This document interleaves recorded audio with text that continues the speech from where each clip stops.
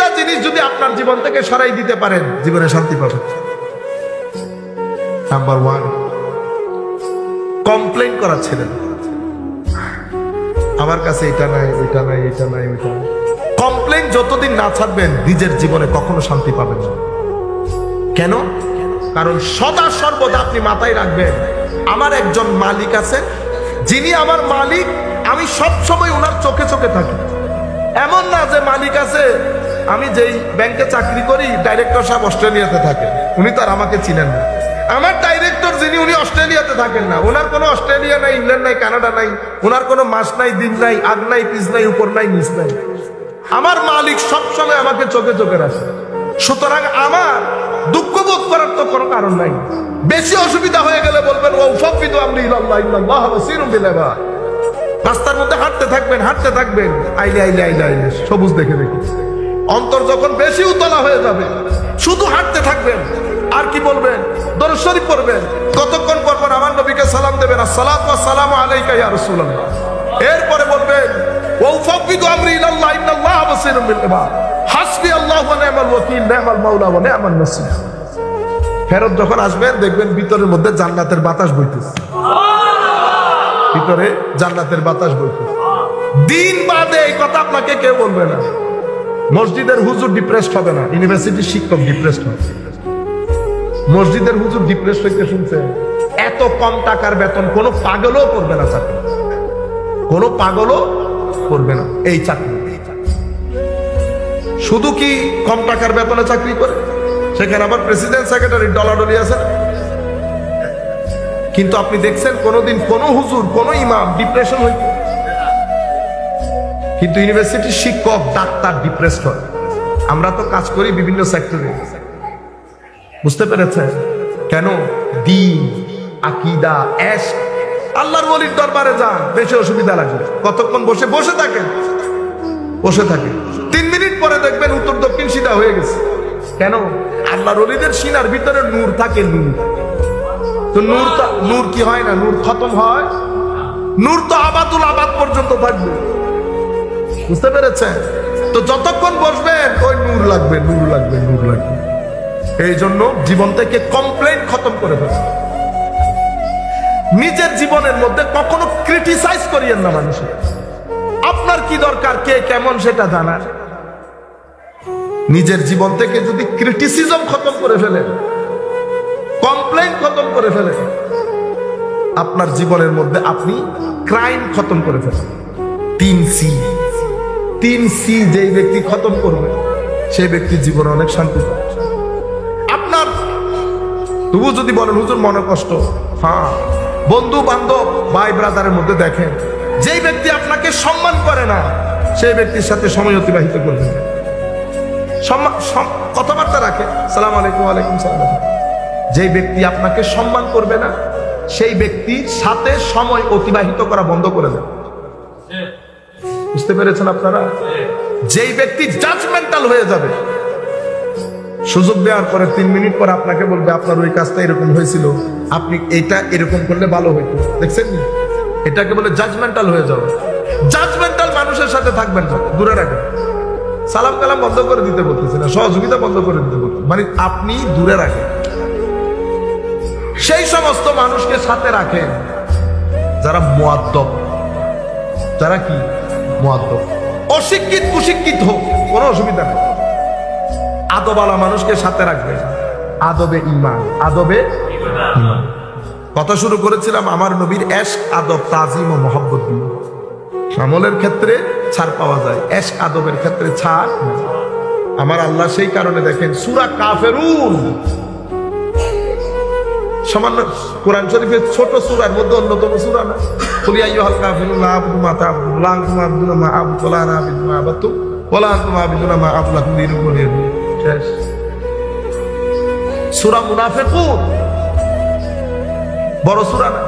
সূরা মুনাফিকুন সূরা কাফিরুনের মতো 20-30টা সূরাকে খেয়ে ফেলে হজম করে ফেলতে পারে। কেন আল্লাহ? তো কারণ কাফিরুন খতরনাক না, মুনাফিকুন খতরনাক। মুনাফিকুন খতরনাক। মুনাফিক একটা আমলের মুনাফিক আর একটা আকীদার মুনাফিক। আমলের মুনাফিক মাফ পেয়ে যায়, আকীদার মুনাফিক মাফ পায় না।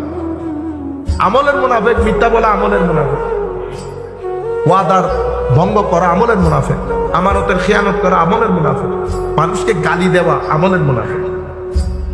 আপনি যদি এই কাজগুলা করেন, গালি দেওয়া, আমানতের খেয়ানত করা, ওয়াদা ভঙ্গ করা, মিথ্যা বলা, তখন আপনার ভিতরে কি আসে? নেগেটিভ এনার্জি আসে, ভিতর জগৎ অন্ধকার হয়ে যায়। আপনি ভিতরে জগৎ যদি অন্ধকার হয়, এরপর আপনি ঘরে আসছেন না, আপনার ছেলে মেয়ে এফেক্টেড হয়েছে আপনার মাধ্যমে, মসজিদে এসেছেন মুসল্লিরা এফেক্টেড হয়েছে, আপনি যেখানে যাচ্ছেন এটা নিয়ে যাচ্ছেন, তো সর্দি, যার লোকে মিশতেছেন সর্দি হয়ে যাচ্ছে, যার লোকে মিশতেছেন সর্দি হয়ে যাচ্ছে। এক ব্যক্তি করোনা নিয়ে এক গ্রামে ঢুকছে, পুরা গ্রামের মানুষের করোনা হয়ে গেছে, হয় নাই? একই জিনিস এখানে, ওইটা হচ্ছে জাহেরি করোনা, এটা বাতিনি করোনা। জাহেরি করোনা দিয়ে শরীর নষ্ট হয়, বাতিনি করোনা দিয়ে রূহ নষ্ট হয়। সেই কারণে আমাদেরকে বোঝানো হয়েছে, সঙ্গ দোষে লোহাবাসে, সৎসঙ্গে স্বর্গবাস, অসৎসঙ্গে সর্বনাশ। এই সর্বনাশ মানে ক্যান্সার হয়ে গেছে না, এই সর্বনাশ মানে আপনার ভিতর জগৎ বরবাদ হয়ে গেছে। কত আচ্ছা বালা 12টা 14টা সুন্দর সুন্দর আম, আপনি ওই আমের মধ্যে মহব্বত করে 2টা নষ্ট আমকে একসাথে দিচ্ছেন, সকালবেলা হইতে পারেনি, 12টা আমের মধ্যে আরো 2-4টার মধ্যে লেগে গেছে না? কেন? সঙ্গ দোষে লোহাবাসে। এই জন্য সঙ্গের কারণে সাহাবী, আমলের কারণে। তার মানে কি আমল করে নাই? অবশ্যই আমল করেছে, আমলের হক আদায় করেছে, কিন্তু আমল দিয়ে সাহাবী হয় না। সাহাবী হয়েছে কিসের কারণে? সোহবতের কারণে, আমার নবীর সঙ্গের কারণে। সেই জন্য সাহাবায়ে কেরাম, আমাদের এখানে আমির মুয়াবিয়া রাদিয়াল্লাহু তাআলা নিয়ে কথা বলে না অনেকে, খবরদার এগুলো করবেন না। একটা জিনিস মাথায় রাখবেন, আমার নবীর সাথে এক সেকেন্ড আমার নবীর শরীরের বাতাস যার গায়ে 1 সেকেন্ড লেগেছে, সেই গৌস কুতুবের উপরে। এবার তার বাকি কাজ সেটা আল্লাহ দেখবেন। আপনারা বুঝতে পারতেছেন আমার নবীর সুবতের একটা তাসির আছে না? যত ওলি হয়েছে কিসের কারণে? রাতে সিজদা দেওয়ার কারণে। ও রাতে সিজদায় যদি ওলি হয়ে যাইতো, তো আমাদের কাকারা বাবারা সবাই ওলি হয়ে যাবে। এটা সুবতের কারণে। এটা কিসের কারণে? এজন্য সুহবত বাদে ওলি হওয়া যায় না। এজন্য আমার আল্লাহ বলছেন, ইয়া আইয়ুহাল্লাযীনা আমানু, ও মুমিন, ইত্তাকুল্লাহ, মুত্তাকি হও, ওয়া কুনু মা'আস সাদিকিন। তাকওয়া যদি সিনের ভিতরে রেখে দিতে চাও, তো মুত্তাকিনদের সঙ্গের মধ্যে অবস্থান করো। সুহবত ছাড়া এটা নসিব হয় না। এতগুলা যে ইমোশনের কথা বলেছি, এই ইমোশনকে আকীদায়ে আহলে সুন্নাত বলে। এই মহব্বত, এই ইমোশন, এই আদব, এটাকে কি বলে? আহলুস সুন্নাতে ওয়াল জামাত। আপনি এটা বাদে অন্য জায়গার মধ্যে এই আদব, এই মহব্বত আপনি পাবেন। তো সোসাইটির মধ্যে যখন লোভ লালসা ছড়িয়ে পড়ে, ম্যাটেরিয়ালিস্টিক হয়ে যায়, ইমোশন খতম হয়ে যায়, রেসপেক্ট খতম হয়ে যায়, সেই কারণে তরুণ প্রজন্মের মধ্যে মা বাবার সম্মান নাই, একদম মিনিমাম লেভেলে চলে আসছে। বড়দের সম্মান মিনিমাম লেভেলে। ঠিক সেভাবে আমার নবীর প্রতি তাজিমও।